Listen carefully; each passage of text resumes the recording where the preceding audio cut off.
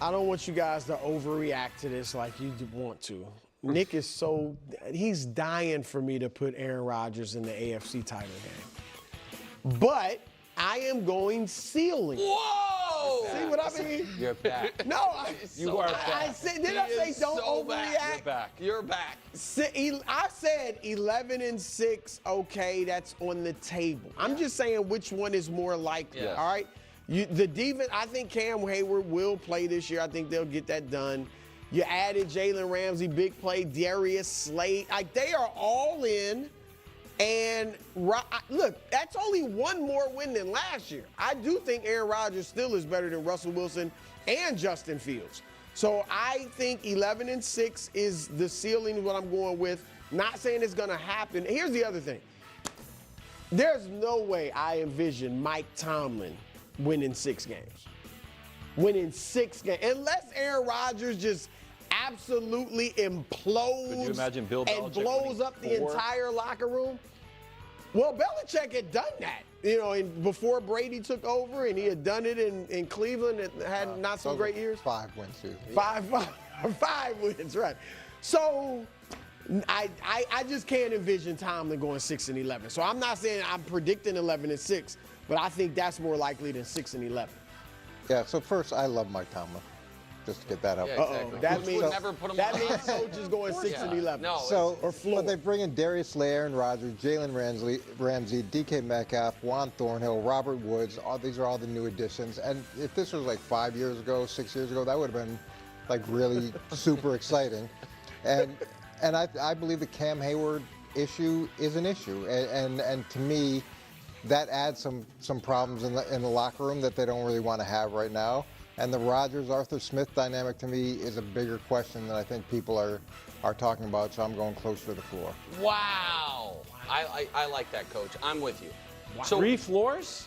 No, he said ceiling. I said ceiling. He did a whole thing about So us. I was still thinking get about your Cam little Hayward. scorecard out. clearly. Sorry, I got lost. You don't have your My fault, I scorecard? wasn't No, thinking. he'll have a scorecard. Don't worry. I have a He'll scorecard. I'm the one saying ceiling. Okay, Those two saying can I ice give cream. my answer? So I understand the argument of they all, with bad quarterback play, they win 9 or 10 games. There's an element of, as bad as this sounds, those years the team expected bad quarterback play.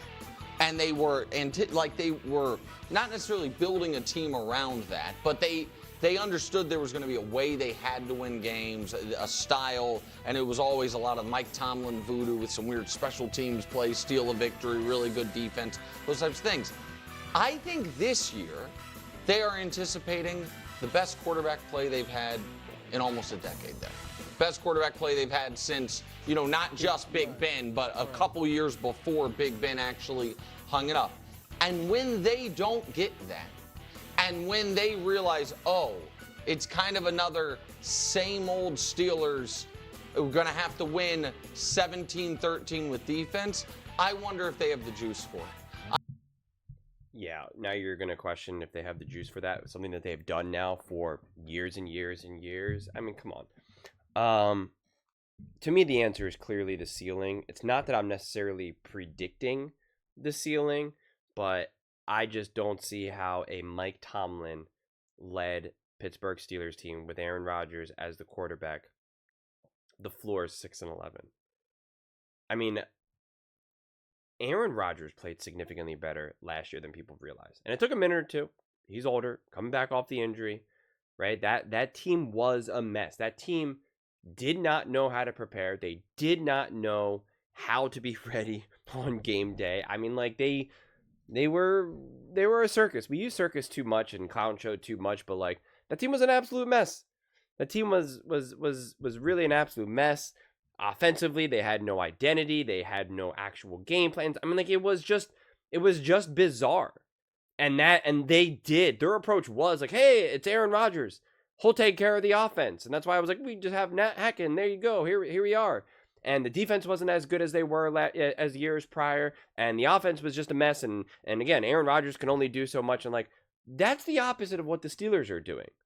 they're like, let's make some moves. Let's get some players on offense. Let's get some more players on defense. Let's get actual veterans. They have the continuity, obviously, on coaching, obviously with Mike Tomlin and their OC with Arthur. So like you have this continuity. Am I telling you that with Aaron Rodgers at the helm, that this offense is now going to be some high-powered, light the league on fire? Like, no, I don't believe that.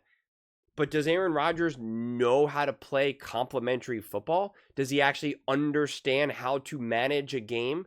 Yes, he does. Is he better at that than Russell Wilson and Justin Fields and any other quarterback they've had over these years? Yes, he is. So you're right. If in order to get to 10, 11 games, if you need Aaron Rodgers to be just balling and wheeling and dealing and averaging 300 yards a game and 3 touchdowns and, minimal interceptions, right? He needs to throw for 35 touchdowns and 6 interceptions to get there. Probably not going to happen. But if you're going to be able to win games, 21-17. I always like using random scores. Random stuff like that. Then yes, some of those really random, ugly games, 12-10. Yeah, Aaron Rodgers is going to know exactly how to win those types of games. And occasionally, when it is going to be, just hit the ground running, you got to put up points. Is Aaron Rodgers capable of doing that? Yes, he is as well. So to me, this team is very much boomer bust, and that's going to remain my take for really any Pittsburgh Steelers video until the season starts, where it's just like, I see this absolutely being truly successful, or it explodes, right? And then that is when you hit the floor. But if you said, what do I think is more likely? I always bank on competence. Competence. The Steelers have it. Mike Tomlin has it. The players and the veterans that are on that team have it, as well as Aaron Rodgers. If you don't like him, that's fine. But to argue that he doesn't know how to run an offense and be a great quarterback, even though he clearly doesn't have the same physical skill set that he once had, we still underappreciate just how hard and complex it is to be great at football and to be a quarterback. And in terms of what a true veteran like Aaron Rodgers brings from just in executing the offense in ways that even if someone like a Russ or Justin Fields are closer to their physical prime than an Aaron Rodgers, what Aaron Rodgers does from the neck up is so infinitely better than the vast majority of quarterbacks in the NFL, no matter who they are, whether it's Baker Mayfield, Kirk Cousins, Russ, Justin Field, whatever it may be. That's the benefit that you have being Aaron Rodgers. That's the benefit of being a nearly 2 decades seasoned veteran in the NFL. That is what you bring. That is what you have. And as long as the Pittsburgh Steelers understand that and understand his strengths and limitations, then the Steelers can win a lot of games, and their defense will be able to continue the track that they've had. And I don't see why that would suddenly have the floor fall from underneath them. If Aaron Rodgers starts turning the ball over left and right and he's fumbling and he's just missing receivers, then yeah, you run into a problem. But that's never been Aaron Rodgers.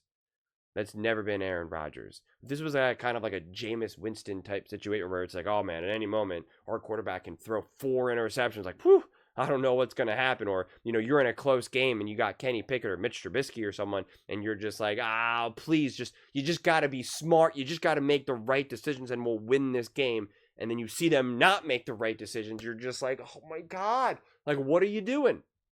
And it reminds me of when Tom Brady was calling the game against the Steelers. The Steelers versus the Ravens. And Brady was like, man, the Steelers just don't know what play to call right now, because whatever play they call, it's just the quarterback's not executing it. He's either missing the receiver, he's either throwing an interception. It's just like no matter what. So it's just like, what do the Steelers call here? There's no confidence in what they can call and what they can design and what they should dial up here. You're not going to have that problem with Aaron Rodgers, even if it's just not as pretty as it once was. So I'm excited, honestly. I was like, in the beginning, I was like, really, Aaron Rodgers to the Steelers? Does that really make anyone feel excited? And I was like, I don't, it's not really going to move the needle and blah, blah. And now I'm like, I'm pumped for it, honestly. I'm way pumped for it. So, I believe.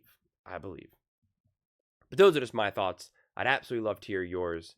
What do you guys all think about the Pittsburgh Steelers? More likely to hit the ceiling or the floor?